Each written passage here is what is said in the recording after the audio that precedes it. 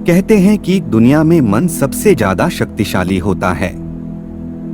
अगर किसी चीज को तुम पूरे मन से चाहो तो तुम उसे हासिल कर सकते हो, ऐसा सभी महापुरुष कहते हैं। लेकिन अगर यह सच है तो जो हम अपने मन से चाहते हैं वह हमें हासिल क्यों नहीं होता है? वही कोई भी इंसान अपने मन में दुख तो नहीं चाहेगा, लेकिन वह रहता तो दुख ही है। हर इंसान अपने मन से तो कामयाब होना चाहता है, वह पैसा कमाना चाहता है, लेकिन फिर भी वह कामयाब नहीं होता। भला ऐसा दुनिया में कौन इंसान होगा जो अपने मन में यह चाहेगा कि मैं नाकामयाब रहूं या मैं पैसा ना कमाऊं? सोचने की बात है। तो इसमें दो चीजें निकल कर सामने आती है। या तो वह महापुरुष गलत है जिन्होंने यह बात बोली कि मन से चाही हुई चीज हासिल हो जाती है, या फिर हम गलत है। आज की कहानी जो मैं आपको सुनाने वाला हूँ उसमें आपको एक ऐसा मंत्र मिलेगा जिससे आप यह समझ पाएंगे कि अपने मन से कोई भी चीज कैसे करवाई जाती है, मन में किसी भी बात का बीज कैसे बोया जाता है। यह इस कहानी को आपसे अच्छी तरह से समझ में आ जाएगा और इससे आप यह भी समझ पाएंगे कि आकर्षण का नियम लॉ ऑफ अट्रैक्शन कैसे काम करता है। कहानी छोटी सी है लेकिन बहुत गहरी है। तो चलिए कहानी शुरू करते हैं। एक बार की बात है, एक आदमी के जीवन में केवल दुख ही दुख थे। वह जो भी काम करता उसका काम पूरा ही नहीं हो पाता था। घर में आता तो घर में कलेश बना रहता, किसी से कोई मदद मांगता तो कोई उसकी मदद नहीं करता। ऐसा लगता था कि चारों ओर से दुखों का पहाड़ उसी पर टूट पड़ा है। उसे समझ नहीं आ रहा था कि मैं इस दुखों से पार कैसे पाऊं। वह दिन रात यही सोचता रहता कि अपने दुखों से छुटकारा कैसे पाना है। इसी कारण से वह रात में सो भी नहीं पाता था। उसकी आंखों के नीचे बड़े बड़े काले घेरे बन गए थे, जो इस बात का प्रतीक थे कि वह आदमी कितना दुखी है और कितना चिंतित है। कभी कभी तो उसके मन में आत्महत्या करने के भी ख्याल आते थे, लेकिन अपने परिवार की चिंता करके वह यह कदम नहीं उठा पाता। वह इतना दुखी हो गया कि उसने निर्णय किया कि वह इस दुखों से छुटकारा पाके रहेगा। उसके लिए उसे चाहे कितनी भी मेहनत करनी पड़ेगी, कुछ भी करना पड़े, चाहे अंगारों पर चलना पड़े, लेकिन इस दुखों से छुटकारा हासिल करके रहेगा। ऐसे ही एक दिन उसने अपने मित्र से पूछा कि मैं अपने जीवन को कैसे सुधारूं। उसके मित्र ने उसे बताया कि तुम किसी बाबा के पास जाओ। बाबाओं के पास ऐसा मंत्र होता है जिससे सारे दुख मिट जाते हैं, जीवन खुशियों से भर जाता है और धन संपदा भी हासिल हो जाती है। तुम किसी ऐसे बाबा को ढूंढ लो, बस तुम्हारा काम बन जाएगा। उस आदमी के मन में यह बात पूरी तरह से पक्की बैठ गई कि कोई बाबा ही मेरा दुख दूर कर सकता है, और इसीलिए उसे किसी भी बाबा के बारे में पता चलता तो उस बाबा के पास वह पहुंच जाता, उस बाबा को अपनी समस्या बताता और उसे उसका समाधान पूछता और कहता कि बाबा मैं कुछ भी करने के लिए तैयार हूँ, लेकिन मुझे मेरी समस्याओं से छुटकारा दे दीजिए। बाबा उसे कुछ टोने टोटके करने के लिए बता देते थे और बदले में दान दक्षिणा ले लेते थे। टोना टोटका करने के बाद तुम्हारे घर में सुख शांति बनी रहेगी, बस इस टोटके को पूरे विधि के साथ करना। वह आदमी पूरी विधि के साथ टोने टोटके करने लगा, लेकिन बहुत टोने टोटके करने के बाद भी उसके जीवन में कोई बदलाव नहीं आया। इसके विपरीत उसका जीवन और ज्यादा दुखी हो गया। जो भी बाबा उसे टोना टोटका देता था वह बदले में दान दक्षिणा लेता था, जिससे उसका धन भी धीरे धीरे खत्म हो रहा था। इससे उसके जीवन में दुख और ज्यादा बढ़ गई। तब उसे लगा कि बाबाओं के पास जाने से उसके दुख कम होने के बजाय बढ़ते ही जा रहे हैं। तो मुझे क्या करना चाहिए? बाबाओं के पास जाऊं या ना जाऊं? फिर उसे एक आदमी ने एक दिन बताया कि तुम अपने घर में किसी पंडित को बुलाकर होम हवन करवा लो। हवन होगा तो घर शुद्ध हो जाएगा। कोई भी बुरी ऊर्जा होगी तो वह घर से बाहर चली जाएगी। किसी पंडित को बुलाकर पूरे विधि विधानों से मंत्रोच्चारण कराओ और हवन कराओ, जिससे घर में सुख शांति आए। उस आदमी के मन में यह बात बैठ गई और उसने एक पंडित को अपने घर पर बुलाकर हवन करवाया। हवन अच्छी तरह से संपन्न हुआ। बदले में पंडित ने भी अच्छी दान दक्षिणा ली। उसके बाद वह वहां से विदा हो गया। लेकिन कुछ दिनों के बाद उस आदमी को महसूस हुआ कि उसके जीवन में अभी कोई बदलाव नहीं आया है। अब वह आदमी पूरी तरह से दुखी हो गया और ज्यादा परेशान हो गया। अब तो उसे लगने लगा था कि मेरे जीवन में दुख कभी खत्म ही नहीं होंगे, और यही सोच सोच कर उस आदमी का बुरा हाल हो गया था। फिर एक दिन उसे अपने मित्र से एक ऐसे बाबा के बारे में पता चला जो समाधान बताने के लिए कोई दान दक्षिणा नहीं लेता था। उस आदमी को लगा कि यह बाबा दूसरे बाबाओं की तरह नहीं हो सकता, क्योंकि यह दान दक्षिणा तो लेता ही नहीं, और अगर दान दक्षिणा नहीं लेता तो यह सच में कोई सिद्ध बाबा होगा। और यही सोचकर वह उस बाबा के पास पहुंच जाता है। जब वह आदमी वहां पर पहुंचता है तो वह बाबा ध्यान में बैठे हुए थे। यह देखकर वह आदमी वहीं बैठकर ध्यान से बाहर आने का उनका इंतजार करने लगा। थोड़ी देर बाद बाबा ने आंखें खोली तो सामने एक दुखी और परेशान युवक को बैठे देखा। वह उसके आंखों के नीचे काले घेरे देखकर ही समझ गया कि यह आदमी अपने जीवन से कितना परेशान है। उसे संबोधित करते हुए बाबा ने पूछा कि बच्चा, क्या चाहते हो? बाबा के पास क्या लेने आए हो? उस आदमी ने कहा कि बाबा, मैं अपने जीवन से बहुत परेशान हूँ। मैंने इस दुखों को दूर करने के लिए बहुत सारे रास्ते अपनाए। हर वह तरकीब करके देखी जो किसी बाबा ने मुझे बताई। हर वह काम किया जो किसी इंसान ने मुझे करने को कहा, लेकिन मेरे जीवन में दुखों की कोई कमी नहीं आई।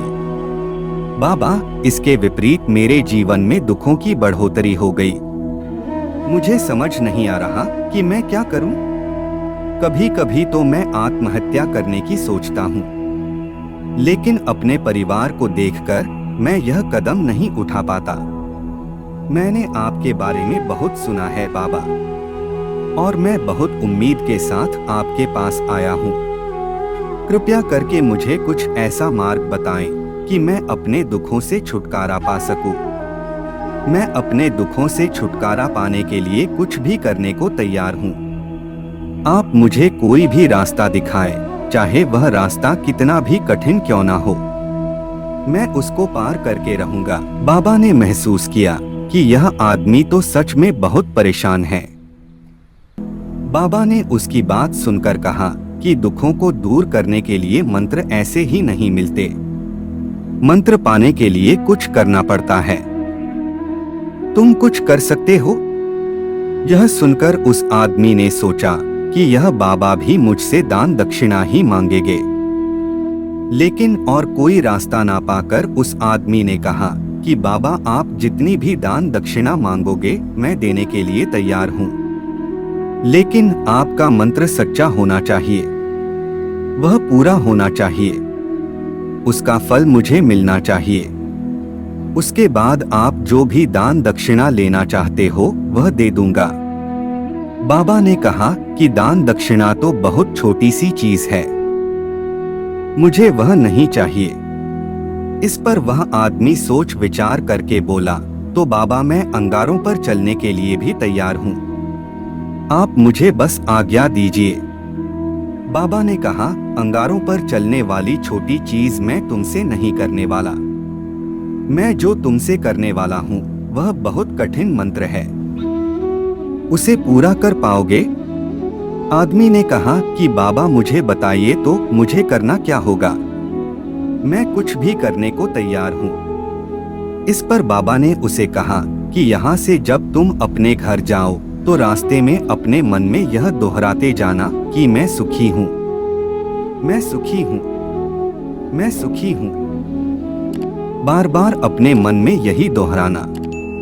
और याद रहे, जुबान पर यह नहीं आना चाहिए, यह सिर्फ मन में दोहराना है। यह सुनकर वह आदमी बोला, बाबा सिर्फ इतनी सी बात, यह तो मैं चुटकी बजाकर कर लूंगा, लेकिन इससे होगा क्या?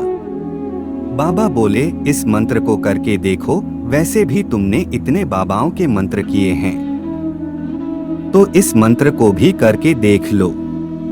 उस आदमी ने सोचा कि बाबा तो कुछ दान दक्षिणा ले नहीं रहे और छोटा सा मंत्र है, इसे तो मैं कर ही लूंगा।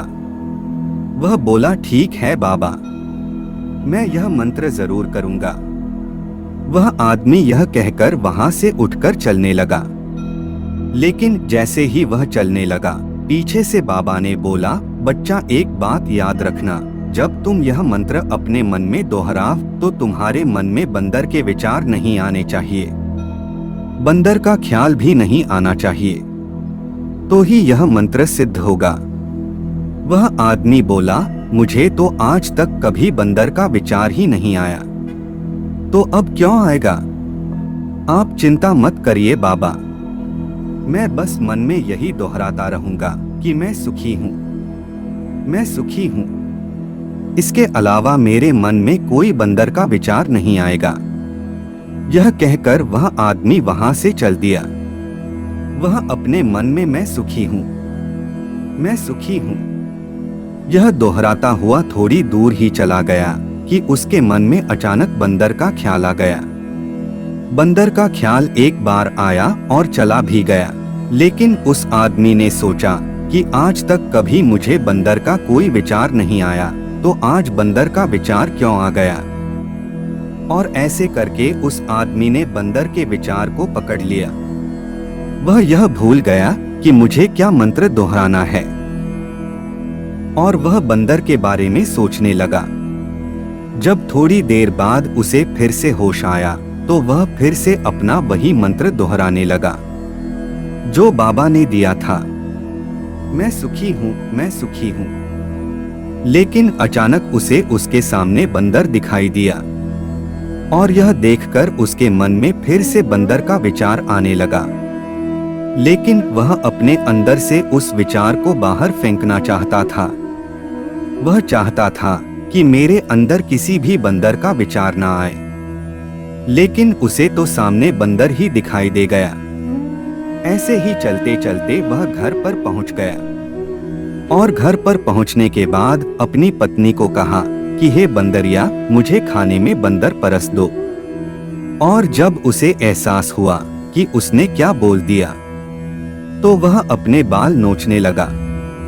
वह दीवारों में सर मारने लगा कि आज तक मुझे बंदर का कोई विचार नहीं आया, और आज मुझे यह क्या हो गया है कि मुझे हर जगह बंदर ही बंदर नजर आ रहे हैं। यह कैसी माया है? यही सोच सोच कर वह आदमी रात भर सो नहीं पाया। रात भर करवटें बदलता रहा और सुबह उठकर सीधे उस बाबा के पास पहुंच गया और उसके चरणों में गिरकर कहा कि बाबा, पता नहीं क्या चमत्कार हो रहा है। आज तक मुझे बंदर का कोई विचार नहीं आया, लेकिन कल से जब से आपने मुझको कहा कि बंदर का विचार नहीं आना चाहिए, तब से मुझे हर जगह बंदर ही बंदर नजर आ रहे हैं। उस आदमी ने कहा कि बाबा, मुझे तो आपके पीछे पेड़ पर बंदर केला खाता हुआ दिखाई दे रहा है। यह हो क्या रहा है बाबा? यह सुनकर बाबा हंसने लगे। बच्चा, मन का जाल एक ऐसा जाल है जिसे समझ पाना आसान नहीं है। बंदर तो तुम्हारे रास्ते में पहले भी आते थे। जब तुम मेरे पास आए थे तब भी इन्हीं पेड़ों पर बंदर घूम रहे थे। लेकिन तब तुम्हारे ध्यान में यह बंदर नहीं था। तब तुम्हारे ध्यान में सिर्फ अपने दुख थे। उसके बाद बाबा ने उसे बताया कि बच्चा, हम जिस चीज से भी दूर भागना चाहते हैं, वही चीज हमारे मन में बहुत गहरे में प्रविष्ट हो जाती है। वह हमारे अंतर्मन में समा जाती है। असल में हम जिस चीज से भी छुटकारा पाना चाहते हैं, उससे इसलिए छुटकारा पाना चाहते हैं कि वह हमारे साथ बहुत गहरे से जुड़ी हुई है। और हम जितना भी उससे छुटकारा पाना चाहते हैं, वह उतनी ही हमारे मन में बैठती चली जाती है और आखिरकार वह हमारे अंतर्मन में छा जाती है। ऊपर से तो हम चाहते हैं सुखी होना, मैं सुखी हूँ, मैं सुखी हूँ, हमारे होंठ भी यही बोलते रहते हैं। लेकिन हमारे मन में दुख समाये होते हैं। हमारे विचारों में, हमारे मन में दुख ही दुख दिखाई देते हैं। इसीलिए अपनी जुबान से बार बार यह बोलने से मैं सुखी हूँ, मैं सुखी हूँ, हम सुखी नहीं होंगे जब तक यह मंत्र हमारे अंतर्मन में प्रविष्ट नहीं होगा।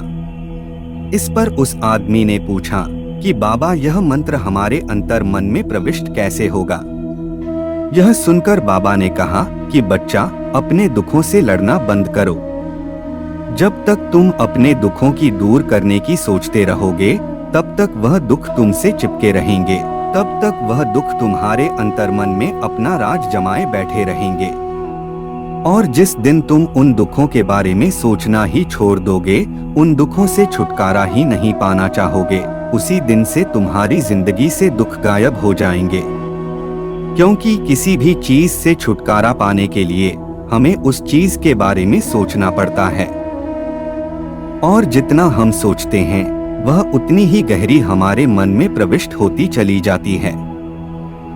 हम अधिकतर समय दुखों के बारे में ही सोचते हैं।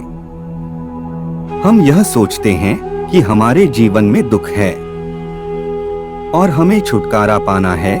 इसी वजह से बार बार सोचने से वह दुख हमारे अंदर प्रविष्ट हो जाते हैं और हमें एहसास भी नहीं होता। इसीलिए अगर तुम दुखों से छुटकारा पाना चाहते हो, तो दुखों के बारे में सोचना छोड़ दो। दुखों से छुटकारा मिल जाएगा। अक्सर आदमी धूम्रपान छोड़ना चाहता है, शराब छोड़ना चाहता है, सुबह अपने आप से ये बात करता है कि मैं कोई भी गलत काम नहीं करूंगा, लेकिन शाम को जब लौटता है तो नशे में चूर होकर लौटता है। ऐसा क्यों होता है कि जो हम सोच रहे हैं वह पूरा कर ही नहीं पा रहे हैं? असल में उस चीज को हम ज्यादा अहमियत दे रहे हैं। जब भी हम उस चीज को छोड़ने के बारे में सोचते हैं, तो हम उसकी विशेषता और ज्यादा बढ़ा देते हैं। हमारा मन उस चीज के बारे में जितना सोचेगा, शराब या धूम्रपान छोड़ने के बारे में जितना सोचेगा, हमारा मन उस चीज के पीछे ज्यादा भागेगा। हमें उस चीज से लड़ना नहीं है, बल्कि बिना सोचे गुजर जाना है। अगर इस मंत्र को हम समझ लेते हैं, तो हम अपने जीवन में जो भी पाना चाहते हैं, उसे अपने अंतर्मन में डाल सकते हैं। और एक बार वह लक्ष्य हमारे मन में बैठ जाता है, तो फिर सफलता पाने में समस्या नहीं आती, कोई दिक्कत नहीं आती। तो दोस्तों, कैसी लगी आज की कहानी कमेंट करके जरूर बताएं।